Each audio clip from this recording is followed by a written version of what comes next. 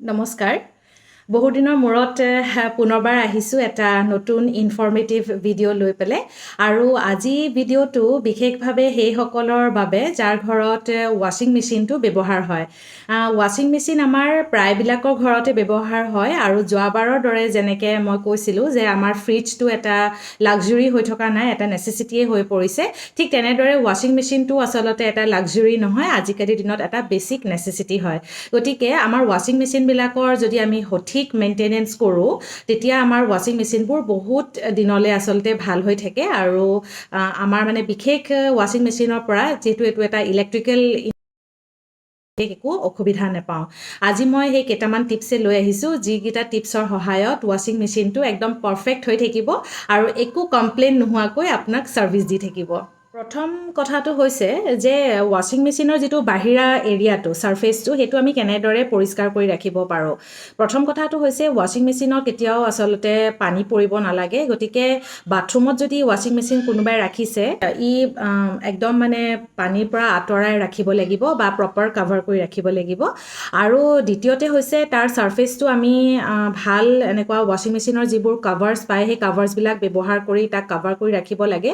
আৰু বাহিৰা যিটো মানে ৱাশ্বিং মেচিনৰ ছাৰফেচ হয়, সেই ছাৰফেচবিলাক আমি যিকোনো মাইল্ড ডিটাৰজেণ্টৰ সহায়ত আমি চাফা কৰিব পাৰোঁ। এতিয়া প্ৰব্লেমটো হৈছে যে আমি ভিতৰৰ যিখিনি এৰিয়া, ৱাশ্বিং মেচিনৰ যিটো ভিতৰৰ মানে যিটো জেগাখিনি য'ত কাপোৰ সঘনাই ধোৱা হয়, সেই জেগাখিনি আমি কেনেদৰে চাফা কৰোঁ। আৰু তাৰ বাবে মই আমাৰ যিটো ৱাশ্বিং মেচিন তাৰে উদাহৰণ লৈ আহিছোঁ। আমি যিটো ৱাশ্বিং মেচিন ক্ৰয় কৰিছিলোঁ সেইটো 2013 চনত ক্ৰয় কৰা ৱাশ্বিং মেচিন হয়। আৰু তেতিয়া মই মানে ঘৰত এইটো এটা উপহাৰ হিচাপে দিছিলোঁ, আৰু তেতিয়া সেইটো ছেমি অট'মেটিক ৱাশ্বিং মেচিন আছিলে। আৰু সেইটো ৱাশ্বিং মেচিন মই আচলতে মোৰ যিটো PhD কৰি থকাৰ যিটো ফেল'শ্বিপ পাইছিলোঁ, সেই ফেল'শ্বিপৰ পইচা গোটাই পেলাই মই সেইটো ৱাশ্বিং মেচিন আচলতে কিনিছিলোঁ। এতিয়া মূল কথাটো হৈছে এইটো ৱাশ্বিং মেচিন আজিৰ দিনতো, তাৰমানে এতিয়াতো 2024 হ'ল, 2013ৰ পৰা 2024লৈকে এতিয়ালৈকে আচলতে একো অসুবিধা নোহোৱাকৈ ই আমাক ছাৰ্ভিচ দি আছে। আৰু আমাৰ যিটো ৱাশ্বিং মেচিন সেইটো আমি অলম'ষ্ট ডেইলি ব্যৱহাৰ কৰোঁ বুলি ক'লেও ভুল নহ'ব। কেতিয়াবা আমি ডেইলি বেচিছত আচলতে কেতিয়াবা দুবাৰো ব্যৱহাৰ কৰিব লগা হয়। আৰু ইয়াৰ কাৰণটো একমাত্ৰ মই ভাবোঁ এইটোৱে হয় যে ইয়াৰ আমি সঠিক মেইনটেনেঞ্চ কৰি আছোঁ। ৱাশ্বিং মেচিনৰ যিটো ভিতৰৰ এৰিয়া, সেই এৰিয়াটো চাফা কৰিবৰ কাৰণে এটা বেছিক টিপ আছে, যিটো টিপ মই আপোনালোকৰ লগত এতিয়া শ্বেয়াৰ কৰিছোঁ।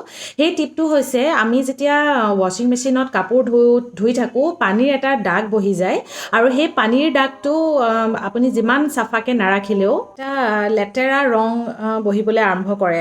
আৰু ইয়াৰ এই লেতেৰা ৰংটো বহাৰ পৰা আমি এটাই কাম কৰিব পাৰোঁ, আমি ইয়াত দিব লাগিব হাৰ্পিক, যিটো আমাৰ ঘৰত সকলোৰে ঘৰত পোৱা যায়। আৰু তাত মানে সিমান পৰিমাণে একচুৱেলি এটা ফুল হাৰ্পিকে এটা মানে পূৰা হাৰ্পিকৰ বটলে প্ৰয়োজন হৈ যায়। আৰু তাত পানী মিহলাই পেলাই তাত অলপ দেৰি ৱাশ্বিং মেচিনটোতে ৰাখি থ'ব লাগিব। আৰু অলপ দেৰি পিছত অকণমান কোমল কাপোৰ বা কোমল ব্ৰাছেৰে ধুই পেলাব লাগিব। আৰু তাৰপিছত ৱাশ্বিং মেচিনৰ ভিতৰৰ যিটো এৰিয়া, সেই এৰিয়াটো একদম সুন্দৰভাৱে পৰিষ্কাৰ হৈ যায়।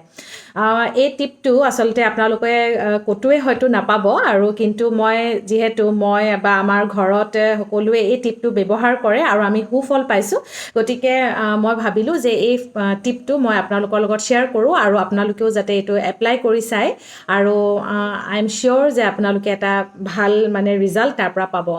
তাৰোপৰি অকল সেইখিনি চালেও নহ'ব আচলতে, তাৰোপৰি আমাৰ কিছুমান বেছিক ৱাশ্বিং মেচিন ইউজৰ টিপছ আছে, আৰু সেইকেইটা টিপছো মই আপোনালোকৰ লগত এতিয়া শ্বেয়াৰ কৰিম। কথাটো হৈছে যে আমি যিটো ডিটাৰজেণ্ট ব্যৱহাৰ কৰোঁ, সাধাৰণতে আমাৰ চাৰ্ফ এক্সেল বা চাৰ্ফৰ বা বিভিন্ন হুইল বা এনেকুৱা কোম্পেনীৰ ডিটাৰজেণ্টে আমি ব্যৱহাৰ কৰোঁ। গতিকে আমি যিটো ডিটাৰজেণ্ট ব্যৱহাৰ কৰোঁ তাৰ পৰিমাণটো সঠিক হ'ব লাগিব, তেতিয়া আমাৰ ৱাশ্বিং মেচিনবোৰ আচলতে ভাল হৈ থাকে। দ্বিতীয় কথাটো হৈছে ৱাশ্বিং মেচিনৰ এটা সৰু এটা মোনাৰ দৰে এটা বস্তু থাকে ভিতৰৰ ফালে, আৰু যাক কোৱা হয় লিণ্ট ফিল্টাৰ বুলি। আৰু লিণ্ট ফিল্টাৰত সাধাৰণতে কি হয়, কাপোৰৰ যিটো মলি, সেই মলিটো তাত জমা হয়। গতিকে আমি সঘনাই এই লিণ্ট ফিল্টাৰটো চাফা কৰি থাকিব লাগে, আৰু সেইটো চাফা কৰি থাকিলে কি হয়, জাম লাগি যোৱাৰ ভয়টো নাথাকে। 3 নম্বৰ টিপটোৱে হৈছে আমি ৱাশ্বিং মেচিনৰ অকল ভিতৰৰ অংশটোৱে নহয়, বাহিৰৰ অংশখিনিও আমি ভালদৰে পৰিষ্কাৰ কৰি ৰাখিব লাগে।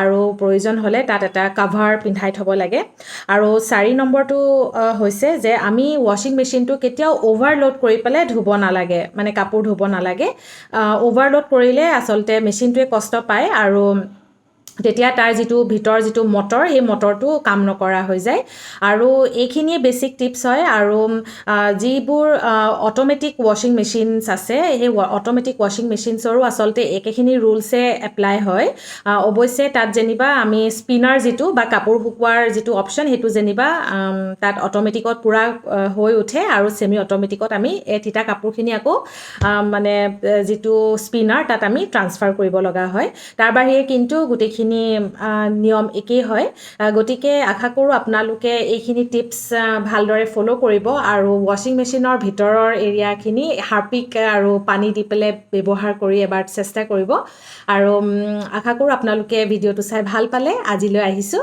ধন্যবাদ